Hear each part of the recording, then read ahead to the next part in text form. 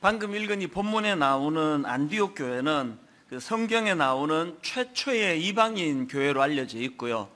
그리고 또 사람들로부터 그리스도인이라는 호칭을 들었던 최초의 교회였습니다. 저는 그 본문 26절, 제자들이 안디옥에서 비로소 그리스도인이라 일컬음을 받게 되었더라, 이 짧은 한 대목을 이번 여름 내내 참 많이 묵상을 했는데요.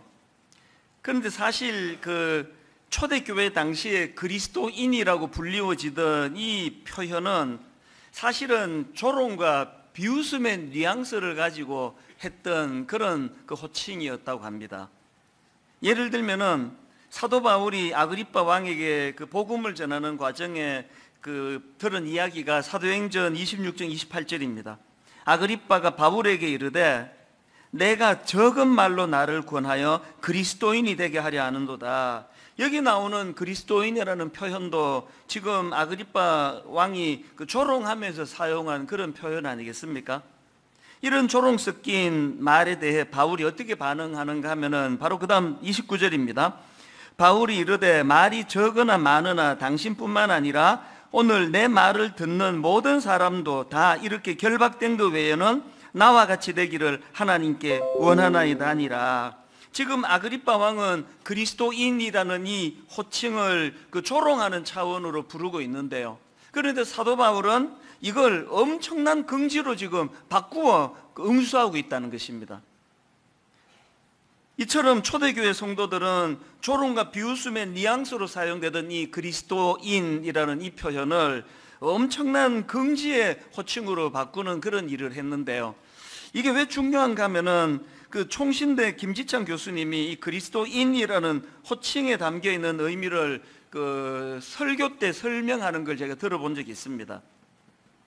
초대교회 당시 사용되던 그리스도인, 이 단어는 헬라어로 크리스티아노이라는 단어인데요. 이 크리스티아노이라는 이 단어는 이 그리스도를 뜻하는 크리스투스, 이 단어에다가 사람들이란 뜻을 가진 이아노이라는 전미사를 붙여서 만든 단어라는 겁니다. 그러니까 이 크리스티아노이라는 이 단어는 그리스도의 사람들, 이런 뜻인데요. 흥미로운 게 뭐냐 하면은 그 당시에 이와 유사한 단어가 있었다는 겁니다. 카이사리아노이라는 단어가 그건데요.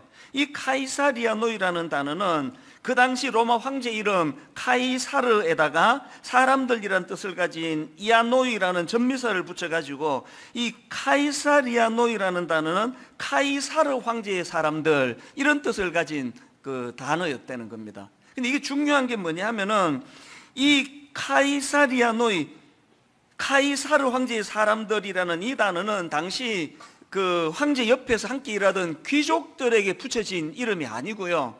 이건 당시 노예들. 그러니까 이 카이사리아노이라는 이 카이사르 황제의 사람들이라는 이 표현이 담고 있는 의미는 내가 비록 노예지만 나는 황제의 카이사르 황제에 소속된 노예다. 나는 비록 노예지만 카이사르 황제를 위하여 목숨을 건 노예다. 이런 노예들이 긍지를 가지고 그 긍지가 담겨 있는 그 호칭이 이게 바로 카이사리아노이라는 그런 호칭이라는 겁니다. 그렇기 이 카이사르 황제라고 하는 이 호칭을, 황제라는 그 이름을 빼고 거기에 지금 그리스도를 넣어 가지고요, 크리스티아노이, 이게 뭘 의미하는지 여러분 아시지 않습니까? 그리스도인이라는 이 이름 속에는 내가 그리스도에게 소속된 사람이다. 난 그리스도에게 속한 사람이다. 그렇기 때문에 우리가 그리스도인 이찬수 목사 이렇게 할 때 내가 뭐 대단한 뭐가 있어서 내가 대단한 존재이기 때문에 긍지를 갖고 있는 게 아니라 그리스도인은 그리스도에게 속한 사람이기 때문에, 그리스도를 위하여 사는 사람이기 때문에 그 이름에 의미가 있고 가치가 있다. 이렇게 이제 설명이 되는 겁니다. 그 김지창 교수님이 이런 내용을 설명하시면서 사례 하나를 들어서 이제 설명을 하시는데요. 그 초대교회 당시에 그 예수 믿는다는 이유로 잡혀가지고 옥에 갇히고 고문을 당하고 또 그러다 순교를 하고 이런 일이 참 많았지 않습니까? 그렇게 예수 믿는다는 이유로 붙잡혀 고문당한 사람 중에 비엔나의 젊은 집사 상투스라는 분이 있었다는 겁니다. 그런데 이 상투스라는 젊은 집사가 굉장히 특이한 행동을 하나 했는데요. 이분은 재판 받는 내내 누가 무슨 질문을 던져도 대답은 딱 하나였대요. 나는 그리스도인입니다. 나는 그리스도인입니다. 예를 들어가지고 그 이름이 뭐냐? 나는 그리스도인입니다. 어디서 살다 왔느냐? 나는 그리스도인입니다. 출생지가 어디냐? 나는 그리스도인입니다. 국적이 뭐냐? 나는 그리스도인입니다. 이게 완전 반항하는 것처럼 들릴 거 아닙니까? 심지어는 나중에 이 상투스 집사가 이제 고문당하다가 이제 목숨을 거두는 그 마지막 순간에 내뱉은 말이 나는 그리스도인입니다. 이렇게 하고 죽었다는 거예요. 이 이야기 속에서 중요한 게 뭐냐 하면은 그 상투스 집사가 나는 그리스도인입니다라고 고백할 때 거기에 다른 형용사가 붙지 않았다는 거예요. 오늘 우리로 말하면 나는 분당 우리교회 다니는 그리스도인입니다. 나는 장로교 그리스도인입니다. 이렇게 붙지 않았다는 거예요. 나는 그리스도인입니다. 이거 하나로 너무나 충분하다는 거예요. 긍지를 갖기에. 이 분당 우리교회 성도님들에게 좋은 점이기도 하고 또 간혹 이제 우려하는 이야기를 듣게 만드는 점이기도 한데요. 많은 분들이 이제 분당 우리교회에 대한 긍지가 너무 크다는 거예요. 분당 우리교회 성도라고, 분당 우리교회 좀 다르다고, 우리 교회는 좀 달라. 이런 류의 이야기들을 하는 걸 우려하는 이야기들을 요즘에 이제 종종 듣습니다. 왜 그게 염려, 우려의 대상이 될까요? 그리스도인입니다라는 앞에 뭐가 있어서 내가 긍지를 가지면 그 다 나쁜 거예요. 나는 예수 그리스도에게 소속이 됐기 때문에 나는 그리스도인입니다라는 이거 하나만으로 너무 충분해야 되는 거예요. 그 외에 형용사를 붙여가지고 나는 이러이러한 그리스도인이기 때문에 나는 긍지를 갖습니다. 위험하다는 겁니다. 저는 분당 우리 교회 모든 성도님들이 다른 모든 꼬리표 다 떼내고 형용사 같은 붙이지 말고 나는 오직 예수 그리스도에게 소속된 차원에서의 그리스도인이기 때문에 그 노예들이 나는 로마 황제를 위하여 또 로마 황제에게 소속된 노예이기 때문에 긍지를 가집니다. 그런 마음의 태도가 있었던 것처럼 저와 여러분이 그리스도인이라는 긍지를 회복하는 그런 분당 우리 교회 또 한국 교회가 되기를 바랍니다. 이런 의미에서 이제 2학기가 시작되는 오늘 저는 우리 모두가 다 이 그리스도인이 된 것에 대한 긍지, 제가 여러 교회를 다녀보고 또 이민교회를 다녀보면서 참 마음이 아픈 게 크리스찬으로서의 긍지를 잃어버렸습니다. 많은 젊은 애들이 지금 교회를 떠난다 그러지 않습니까? 많은 청년들이 회사에서 캠퍼스에서 자기가 크리스찬이라는 사실을 숨긴다 그러지 않습니까? 왜 숨깁니까? 긍지가 없어서 그래요. 어떻게 하면 우리가 이 그리스도인이라는 호칭, 이 크리스찬이라는 이 존재에 대한 긍지를 회복할 수 있을까? 반드시 이걸 회복해내야만 하는데요. 그래서 오늘 저는 이제 우리가 그리스도인이라는 긍지를 회복하기 위해서 꼭 기억해야 될 몇 가지 지침을 좀 드리려고 합니다. 여러분, 그리스도인이라는 긍지를 회복하고 싶습니까? 첫째, 그리스도인에게 집중하셔야 합니다. 그리스도에게 집중하셔야 합니다. 우리가 사용하고 있는 매일 성경은 이제 그 영한 매일 성경이라고 또 따로 나옵니다. 내용도 좀 다른데요. 7월달 큐티집 영한 매일 성경에 보니까 로우슨 머레이라는 분이 쓴 글이 실렸는데요. 그 일부를 제가 읽어드리겠습니다. 뭘 강조하는지 금방 아실 겁니다. 성경의 주제는 원칙, 개념, 가치관, 도덕, 영적 교훈, 교리 모음집 혹은 하나님에 대한 짤막한 묘사가 아닙니다. 성경의 주제는 한 사람을 알리는 것입니다. 성경의 주제는 전에도 계셨고 지금도 계시며 앞으로 오실 분에 관한 것입니다. 처음부터 끝까지 성경의 주제는 예수 그리스도입니다. 오직 성경, 그리고 그리스도만으로를 주장하던 마르틴 루터는 이렇게 말했습니다. 성경 전체는 분명한 말이든 함축된 말이든 그리스도 외에는 아무것도 없습니다. 표면적으로는 뭔가 다른 내용 같지만 그것의 내면의 의미를 보면 성경 전체가 모두 그리스도에 관한 것입니다. 모든 성경 구절이 그리스도 한 분만을 가리키고 있다는 것은 의심할 여지가 없습니다. 스콧은 다음과 같이 단언합니다. 성경의 중심은 예수님입니다. 교사이자 목사인 에드먼드 클라우니도 비슷한 말을 합니다. 성경은 가장 위대한 이야기책입니다. 훌륭한 이야기가 많이 있어서가 아니라 위대한 이야기 하나를 말하고 있기 때문입니다. 바로 예수님의 이야기입니다. 뭘 강조하는지 아시겠죠? 우리가 왜 성경을 읽어야 된다고요? 성경에 여러 가지 지혜도 있고 교훈도 있고 거기에 뭐 책망도 있고 여러 가지 재미있는 에피소드도 있고 그것들은 다 별책 부록이에요. 우리가 성경을 읽어야 되는 유일한 이유가 있다면 그 성경은 His story, 예수 그리스도 그분의 이야기가 담겨 있기 때문이에요. 이런 맥락에서 저는 지난 몇 주 동안에 하나님 앞에 저를 돌아보는 시간을 가지며 반성을 많이 했습니다. 불순물이 너무 많은 메시지를 전하고 있는 거 아닌가? 우리가 전하는 메시지, 우리가 들어야 되는 메시지의 가장 중요한 핵심은 예수 그리스도시라는 거예요.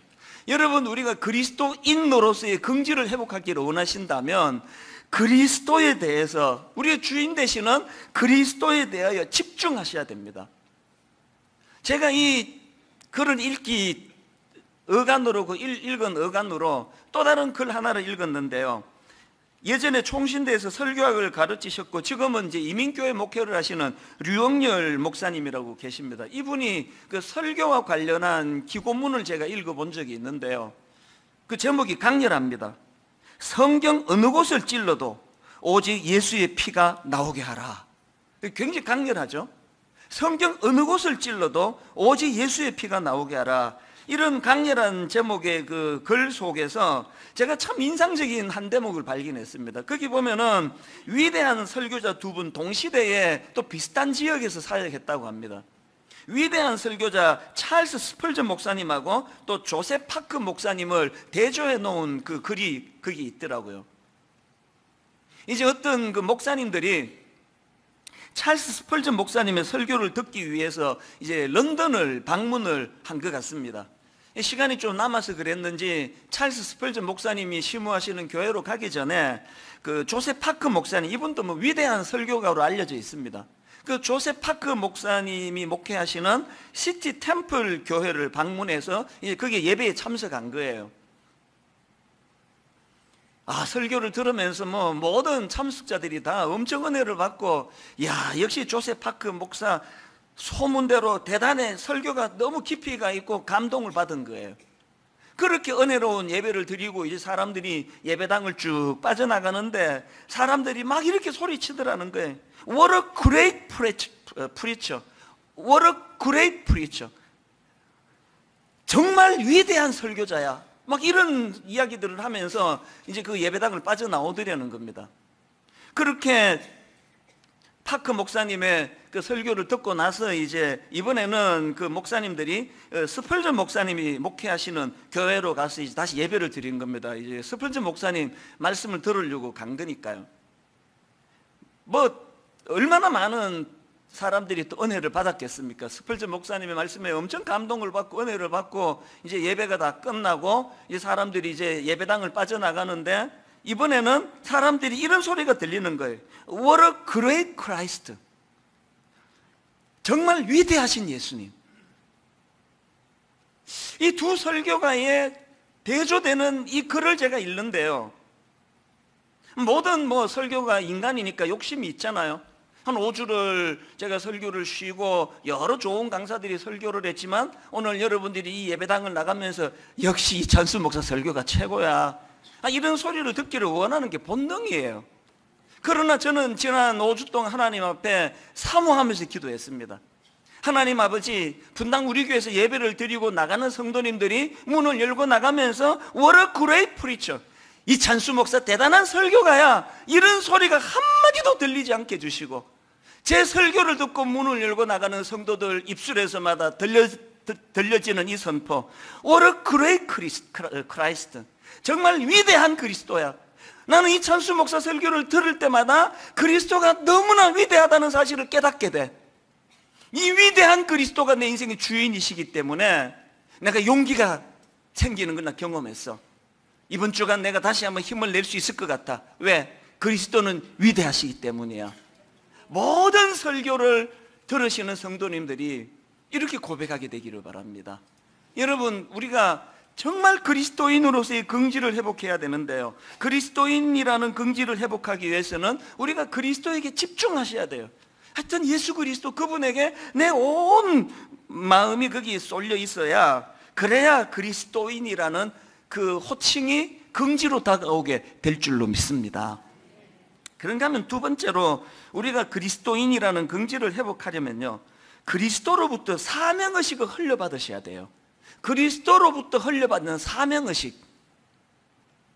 지난 시간에 우리는 사도신경 이 부분이요, 그 외아들 우리 주 예수 그리스도를 믿사오니, 이 부분을 살펴보지 않았습니까? 하이델베르크 교리문단 31문이 이 부분을 참 잘 설명을 하고 있습니다. 하이델베르크 교리문단 31문의 질문이 이렇습니다. 왜 예수님을 기름 부음을 받은 자라는 뜻의 그리스도라고 부릅니까? 자, 그 답을 한번 잘 들어보십시오. 왜 예수님을 그리스도라고 부르는가 했더니, 자, 답이 이렇습니다. 성부 하나님께서 성령으로 기름 부으심으로 우리의 구속에 대한 하나님의 오묘한 경륜과 뜻을 완전하게 계시해 주는 위대한 선지자가 되셨고, 이 선지자가 나오죠. 그 다음에 두 번째로, 자기 몸을 화목제로 드려 우리를 구원하셨을 뿐 아니라 늘 우리의 기도를 하나님께 간구하시는 대제사장이 되셨으며, 대제사장이 나오죠. 그 다음 세 번째로, 우리를 말씀과 성령으로 다스리시고 죄에서 승리하시는 삶을 살도록 늘 지켜 보호하시는 영원한 왕이 되셨기 때문입니다. 왜 우리가 예수님을 기름 부은 그리스도라고 부를 수 있느냐? 이렇게 31문에서 답을 하고는요, 바로 그 다음 32문의 질문이 이렇습니다. 그러면 당신은 왜 그리스도인이라 불리웁니까? 흥미로운 질문 아닙니까? 여러분이나 제가 왜 그리스도인이라고 불릴 수 있습니까? 이 답에 대해서 그 고신교단에서 중고등부 성경공부 교재로 만든 그 책에 보니까 이 질문을 아이들에게 이제 이해하기 쉽도록 잘 풀어 설명한 걸 제가 봤는데요. 자, 답이 이렇습니다. 당신은 왜 그리스도인이라고 불리웁니까? 왜냐하면 내가 믿음으로 그리스도의 지체가 되어 그의 기름 부음에 참여하기 때문입니다. 그리고는 첫째, 나는 선지자로서 그의 이름의 증인이 되며, 둘째, 제사장으로서 나 자신을 감사의 산 제물로 그에게 드리며, 셋째, 또한 왕으로서 이 세상에 사는 동안은 자유롭고 선한 양심으로 죄와 마귀에 대항하여 싸우고, 이후로는 영원히 그리스도와 함께 모든 피조물을 다스릴 것입니다. 너무나 중요한 포인트가 여기 있는 거 아닙니까? 오늘날 왜 예수 믿는 사람들이 힘을 못 씁니까? 그리스도인 그러면 이게 완전히 조롱의 대상이 됩니까? 그리스도인으로서의 특권은 누리려고 하면 기도하면 응답해 주신다, 복받게 해주신다, 잘 살게 도와주신다, 병을 고쳐주신다, 이런 어떤 기득권만 노리려고 하고 있지, 우리가 그리스도로부터 부여받아야 될 사명은 놓치고 있기 때문 아닙니까? 너무나 혼란스러운 대한민국, 지금 모든 사람들이 우려하고 있는 현실이 지금 벌어지고 있는 거 아닙니까? 골이 너무나 깊어지고 있는 오늘 이런 시대에 우리 그리스도인들은 어떻게, 뭘 해야 할 것인가? 그리스도와 더불어서 선지자로, 제사장으로, 또 이 세상과 시대를 섬기고 다스리는 왕의 직분을 가지고 이 사명의식을 우리가 회복해야 된다는 겁니다. 제가 간혹 인용해 드리는 그 본헤프 목사님이 이런 말을 했습니다. 교회는 타자를 위해 존재할 때에만 교회이다. 분당 우리 교회가 이렇게 사람 많이 모이고 그냥 북적북적 거리는데 맨날 우리끼리 떡 해먹고 우리끼리 잘 살고 헌금한 것 전부 우리만을 위해서 쓰고 이러면 이건 건강한 교회가 아니에요. 교회는 타자를 위해, 이 시대를 위해, 이 민족을 위해 존재할 때, 그때에만 이게 교회다. 이 본헤프 목사님의 아버지는 베를린 대학 신경정신과 교수였답니다. 그러니까 의사였는데요, 아마도 이 본헤프가 어릴 때부터 아주 똑똑하고 또 영민했나 봅니다. 그래서 이제 가족들이 너도 아버지 뒤를 이어가지고 의사가 되라, 의사 되면 좋겠다, 그렇게 격려를 했나 보는데요, 이 본헤프가 14살이 되던 때에 선언을 한 겁니다. 나는 목사가 될 거야. 그랬더니 가족들이 좀 실망을 했대요. 그 중에 그 형이 하나 있는데요, 목사인 저로서는 굉장히 기분 나쁜 말을 했습니다. 그 뭐라고 얘기했는가 하니까 이렇게 그 교회를 비하시키는데요. 왜 그런 보잘것없고 무기력하고 따분하고 편협하고 부르주아 집단인 교회에서 일하며 인생을 낭비하려고 하느냐. 그 형에 의하면 저는 지금 완전히 그 따분한 교회에서 인생을 낭비하는 인생 아닙니까? 그런 말로 형이 이제 너 그 목사하지 말고 의사가 되라는 뭐 권면을 한 거겠죠. 왜 그런 보잘것없고 무기력하고 따분하고 편협하고 부르주아 집단인 교회에서 일하며 인생을 낭비하려느냐. 그랬더니 여러분 14살 본 해퍼가 뭐라고 답한지 아십니까? 형이 말한 게 사실이라면 그런 교회를 개혁하면 되지. 14살짜리예요. 형이 말한 것이 사실이라면 그런 무기력한 교회를 개혁하면 되지. 여러분, 이 보네프 목사님이 위대한 목사로 남을 수 있었던 것은 바로 어릴 때부터 그가 갖고 있던 이 사명의식 아닙니까? 분당 우리 교회는 청년들이 많이 나오는 교회로 알려진 교회 아닙니까? 엄청 많습니다, 우리 청년들. 저는 여러분 우리 청년들에게 부탁합니다. 나이가 청년이라서 청년이 아니에요. 생각이 청년이라 청년입니다. 저는 우리 청년들이 분당 우리 교회에 안주하지 않기를 바랍니다. 담임 목사로 분명히 말합니다. 여러분, 분당 우리 교회에 대해 많은 불만을 가져야 돼요. 뭐 교회가 뭐 이래? 무슨 담임 목사 저것밖에 안 되느냐고. 나한테 암만 그래봤자 뭐 저는 뭐 그릇이 이것밖에 안 돼가지고 제가 바뀔 일은 별로 없으리라 생각되지만 가슴 아프게도. 그러나 우리 청년들은 거기 안주하시면 안 돼. 목사는 저 정도면 되는구나. 아닙니다. 현실에 대한 강한 불만을 가지셔야 돼요. 교회가 이 정도밖에 안 된단 말이야. 분당 우리가 뭘 잘해서 칭찬을 듣느냐고. 교회는 이러면 안 된다고. 그러면서 그 다음 말을 놓치면 안 됩니다. 수많은 청년들이 형이 말한 게 사실이라면 그런 교회를 개혁하면 되지. 개혁교회는 끊임없이 개혁하고 끊임없이 개혁하는 그 길로 나아가면서, 그래서 우리가 그리스도인이라는 긍지가 회복된다는 사실입니다. 마지막 세 번째로 우리가 그리스도인이라는 긍지를 회복하기 위해서는 하나 더 하셔야 돼요. 그리스도에게 배운 삶의 방식으로 살아가기. 그리스도에게 배운 삶의 방식으로 살아가기가 뭔지를 설명해 드릴게요.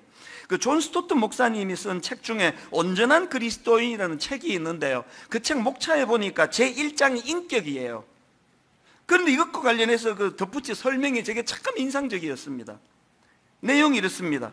인격, 우리의 지성과 감정과 의지를 예수님의 사랑의 통치 아래 복종시킨다. 온전한 그리스도인이 뭔지를 이제 쭉 설명을 하는 가운데 가장 먼저 온전한 그리스도인이 가진 인격이 뭐냐? 내 마음대로, 내 내키는 대로, 내 생각에 옳은 대로 사는 게 그게 온전한 그리스도인이 아니에요. 온전한 그리스도인은 어떤 사람입니까? 우리의 지성과 우리의 감정과 우리의 의지를 예수님의 통치 아래 굴복시키는 거예요. 아무리 이게 내가 옳다는 생각을 가졌다 할지라도 왜 성경을 읽어야 됩니까? 끊임없이 성경을 읽으면서 내 생각이 틀릴 수 있다는 거, 그리스도의 말씀 앞에 내가 굴복당하고 복종할 수 있는 자세를 가진 거, 이게 그리스도인이라는 것입니다.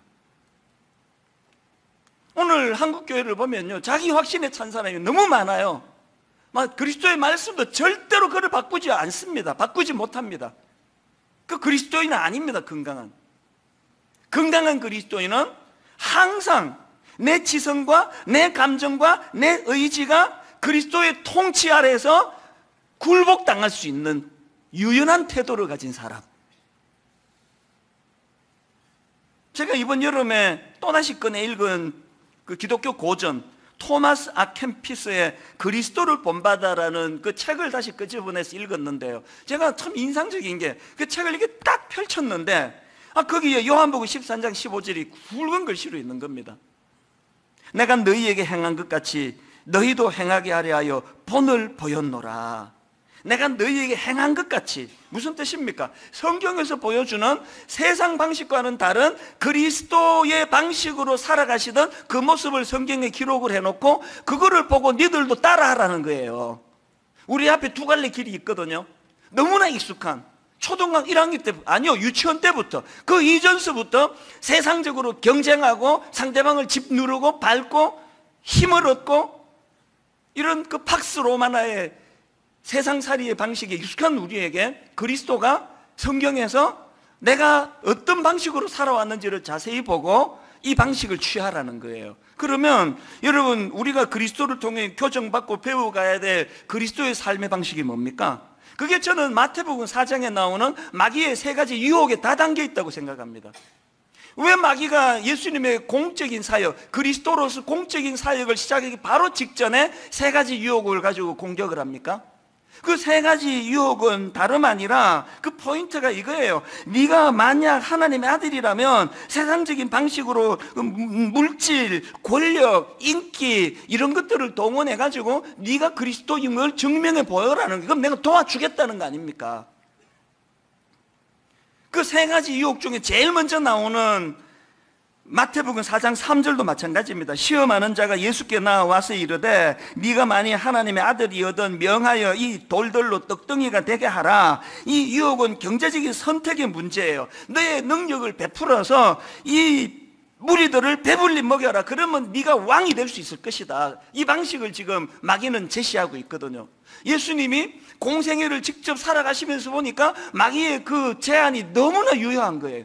여러분 다 아시잖아요. 오병이어의 기적을 예수님이 베푸시고 나니까 수많은 사람들이 열광하는 거예요. 박수를 치는 거예요.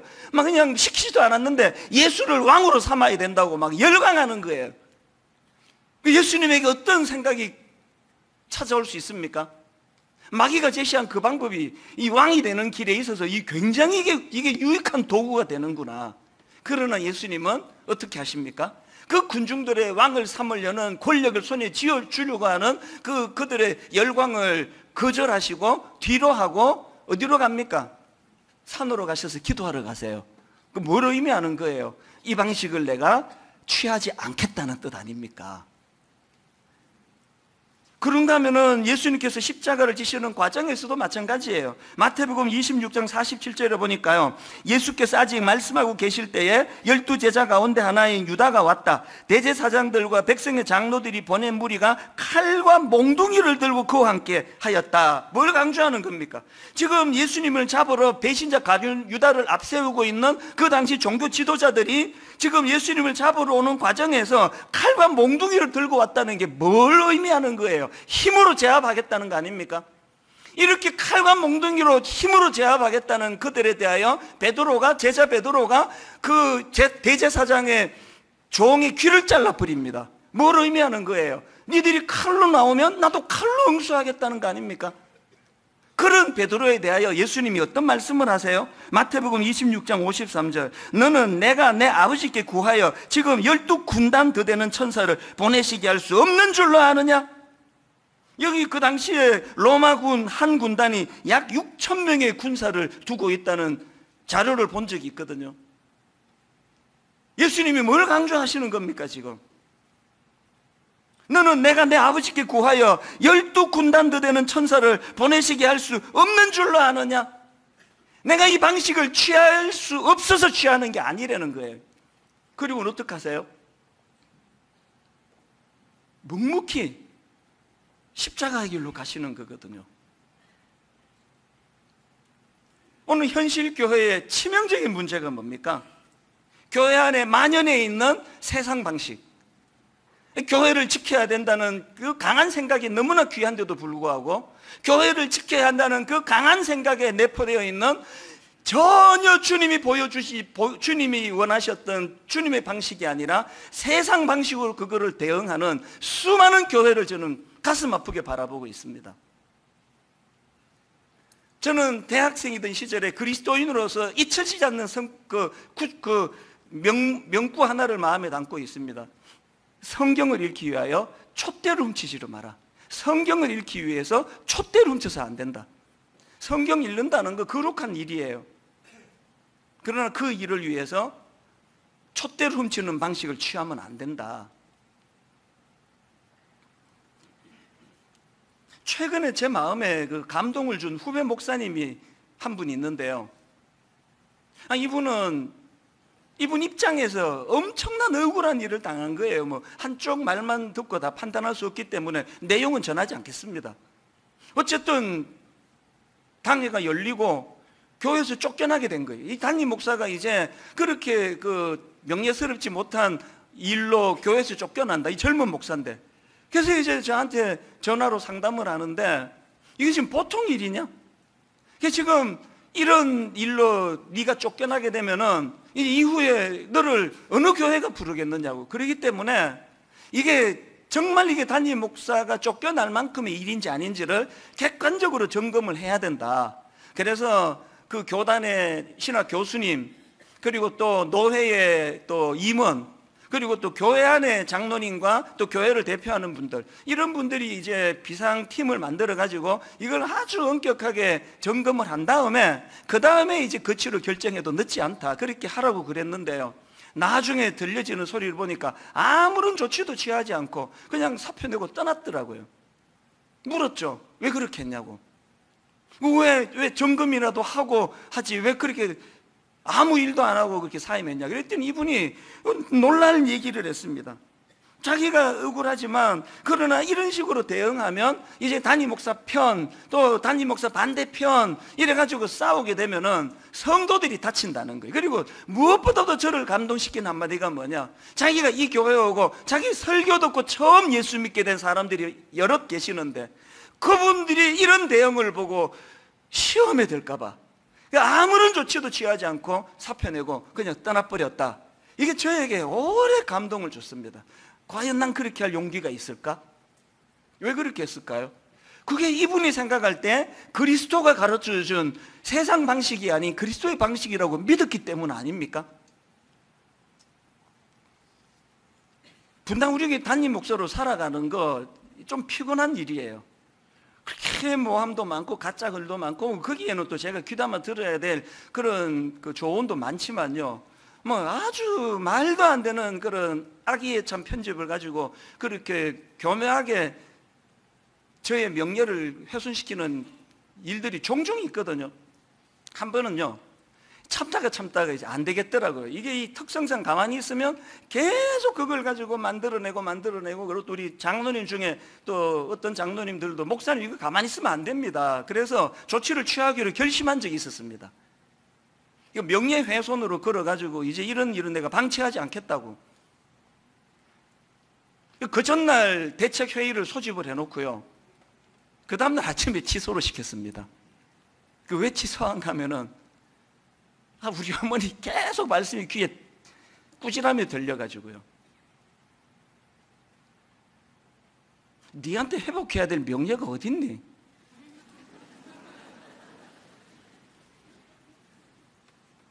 니한테 회복해야 될 명예가 어디 있어서 명예 회복이라 그러느냐고.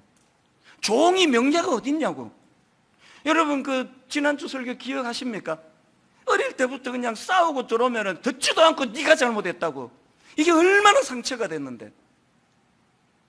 고작 하시는 변명이 우리 예수 믿는 사람이잖아. 그래서 뭐 예수 믿는 사람은 맨날 그렇게 억울하고 맨날 그렇게 그냥 당하고 그래야 되는 거냐고. 반발심이 너무 컸었거든요. 이거 명예훼손으로 내가 이거 내가 더 이상 내가 참지 않겠다 했을 때,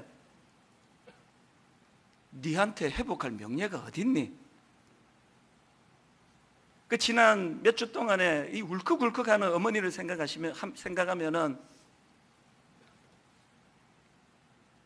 저희 어머니가 목사인 저에게 가르치고 싶은 메시지가 뭐예요? 세상 방식 말고 그리스도의 방식을 따르라는 거예요. 제 후배 목사님이 왜 조치를 취하지 않고 그냥 조용히 사임하고 물러가는 그 길을 택했을까? 자세한 내막 남의 교회 이야기라서 저 잘 모릅니다만 하나 압니다. 이 젊은 목사가 그래도 그리스도의 방식을 택하려고 참 눈물로 기도하며 애썼구나.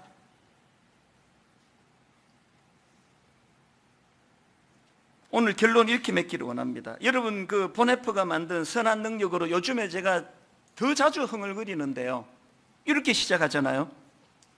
주 선한 능력으로 안으시네, 그 크신 팔로 날 붙드시네, 절망 속에도 흔들리지 않고 사랑하는 주 얼굴 구하리. 우리가 맨날 부르면서 우리 착각하는 게 뭐예요? 여기에 지금 보네프에게 주님의 선한 능력으로 그를 안아주시고 붙잡아 주시는 이거를 자꾸 파워로 생각을 해요. 여러분 보네프가 생각하는 선한 능력은 그런 적들을 단숨에 한 방에 때려 눕히는 강한 어깨를 구하는 차원의 능력이 아닙니다. 보네프가 구하는 능력은 진리를 위하여 죽는 거예요. 39살에 죽었습니다. 진리를 위하여 저항하지 않고, 피하지 않고, 변명하지 않고, 세상 방식을 사용하지 않고 주님이 걸어가신 십자가의 길을 걸어갈 수 있는 그 능력을 구하는 차원에서의 찬양이 주선한 능력으로 안으시네요. 우리는 지금 주님의 능력을 얼마나 호도하고 있습니까? 온통 주님의 능력을 슈퍼파워, 슈퍼파워, 한 방에 적을 때려 눕힐 수 있는 그런 능력을 구하는 것이 아니라, 억울하지만 종이 네한테 무슨 명예가 있길래 명예회복이라 그러니. 2학기를 시작하면서 우리 한번 깊이 자기를 돌아보고 저 자신을 돌아보는 시간이기를 바랍니다. 그리스도인의 그리스도인됨이 뭘까? 오늘 한국교회가 놓치고 있는 게 뭘까? 오늘 교회가 운영이 되는 이 모든 교회 운영 안에 힘의 논리, 세상 사람들이 추구하는 그런 팍스 로마나의 원리가 흐르고 있는 현실은 아닌가? 가슴 아파하면서, 하나님, 억울한 일이 많고 분한 일도 많고 눈물 날 일도 많은 현실이지만 선한 능력을 구합니다. 아버지, 이것들을 감당하고 이겨낼 수 있는, 그래서 묵묵히 십자가의 길로 갈 수 있는 선한 능력을 주님 구합니다. 오늘 이런 차원에서 2학기 시작하는 설교 후 찬양으로 저는 이 찬양을 선택하고 함께 부르기 원합니다. 보네프의 그 마음을 우리가 헤아리면서 함께 이 찬양 불러보기 원합니다. 주 선한 능력으로, 주 선한 능력으로 안으시네. 그 크신 팔로 날 붙드시네. 크신 팔로 날 붙드시네. 절망 속에도 흔들리지 않고 사랑하는 주 얼굴 구하리. 우리 다시 한번 이렇게 선포하기 원합니다. 선한 능력으로 안으시네. 그 크신 팔로 날 붙드시네. 절망 속에도 흔들리지 않고 사랑하는 주 얼굴 구하리. 여러분 일어나셔야 합니다. 선한 능력으로 일어서리. 우리 자리에서 일어나 찬양합니다. 주만 의지하리 믿음으로. 우리 고대한에 주 오실 그날 영광의 새날을 맞이하리. 이전에 괴로운 날 애워싸고 고난의 길을 걷는다 해도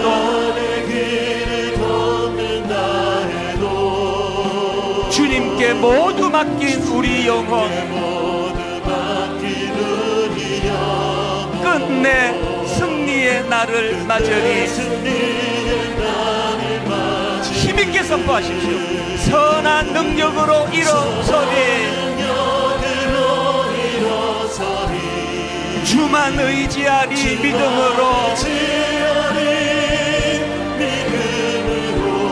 우리 고대한에 주 오실 그날 영광의 새날을 맞이하리. 여러분 3절을 노래하실 수 있습니까? 주님이 마신 고난의 쓴 잔을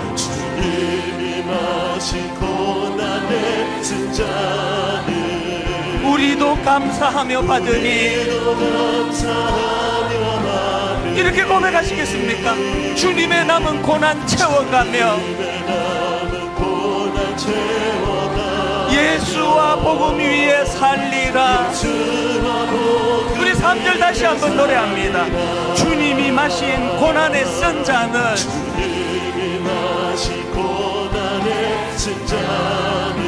우리도 감사하며 받으리.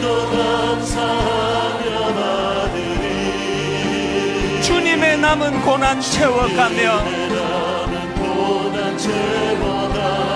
예수와 복음 위에 살리라. 선포하십시오. 선한 능력으로 일어서리. 주만 의지하리. 믿음으로 우리 고대한에 주 오실 그날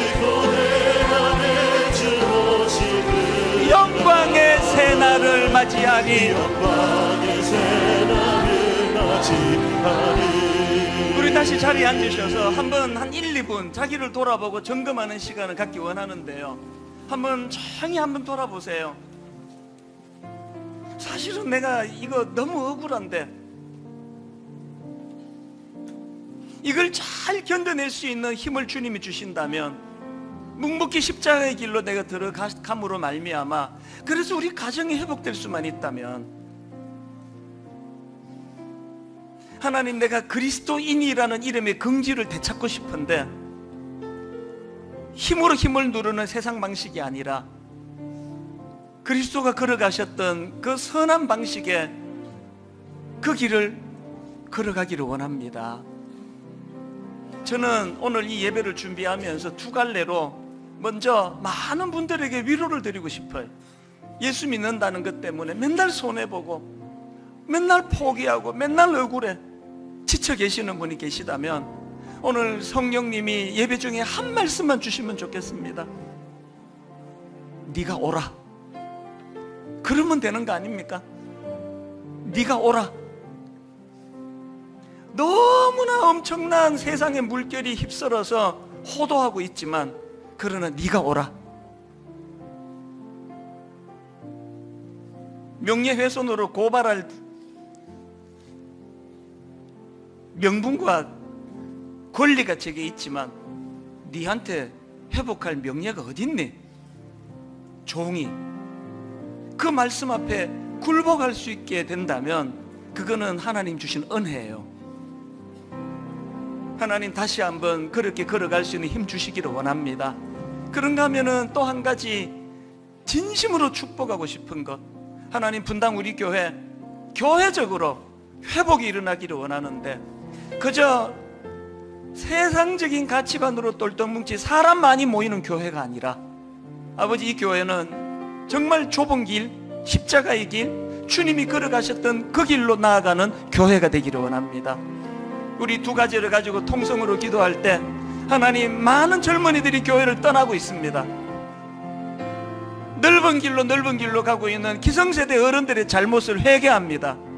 아버지, 우리 젊은이들이 볼 때 교회가 정말 복음의 능력을 가지고 주님이 제시하시는 그 길로 나아갈 때에 떠나갔던 젊은이들이 되돌아올 줄로 믿습니다.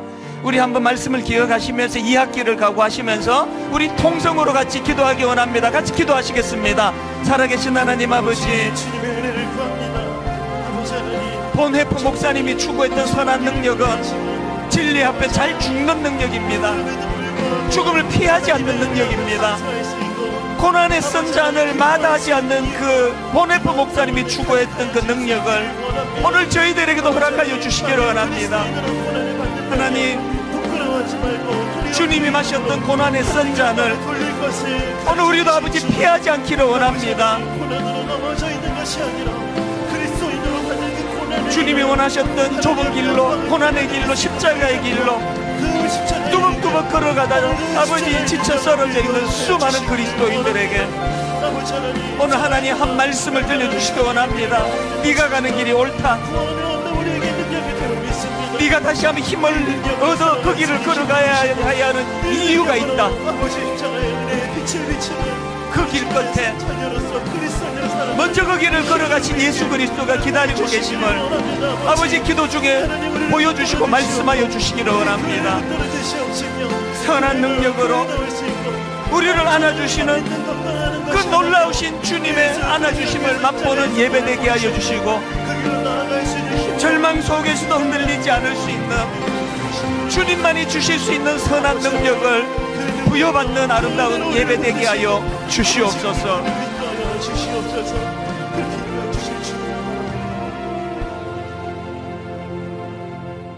살아계신 하나님 아버지, 그리스도인이라는 이 호칭의 긍지를 다 잃어버린 참 부끄러운 현실 교회입니다.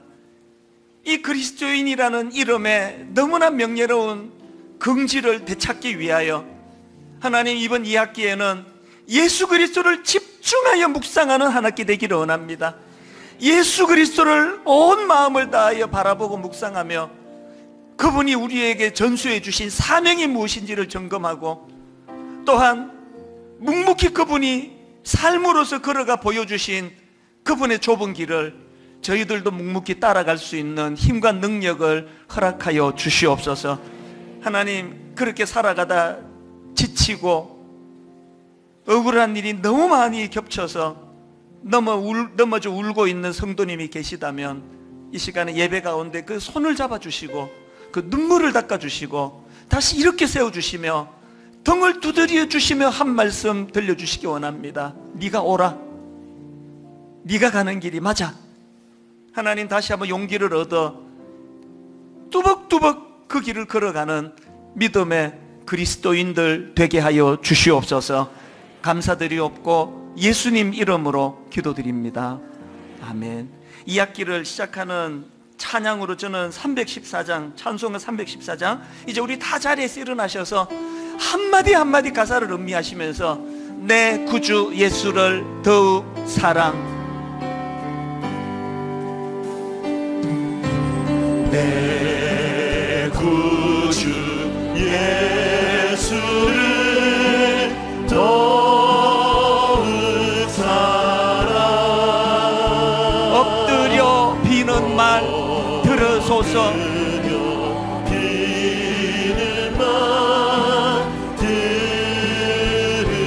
마음을 담아 찬양합니다. 내 진정 소원이, 내 구주 예수를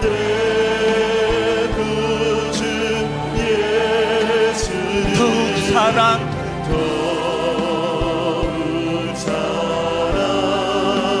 더욱 사랑.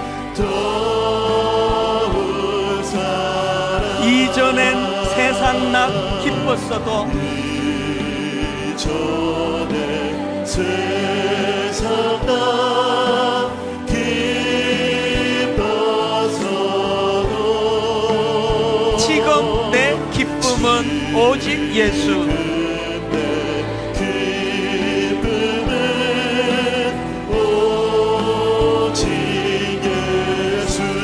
다만 내 비는 말,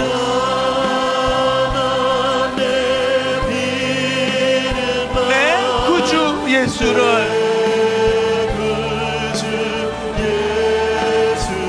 더욱 사랑,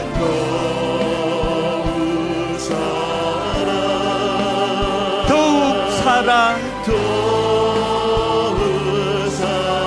이 세상 떠날 때 찬양하고 세상 떠날 때 찬양하고 숨질 때 하는 말 이것일세.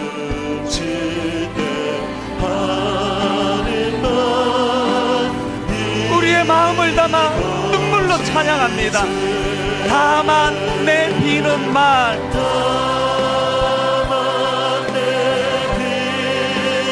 내 구주 예수를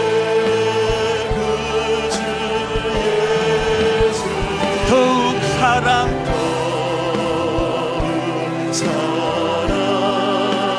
더욱 사랑.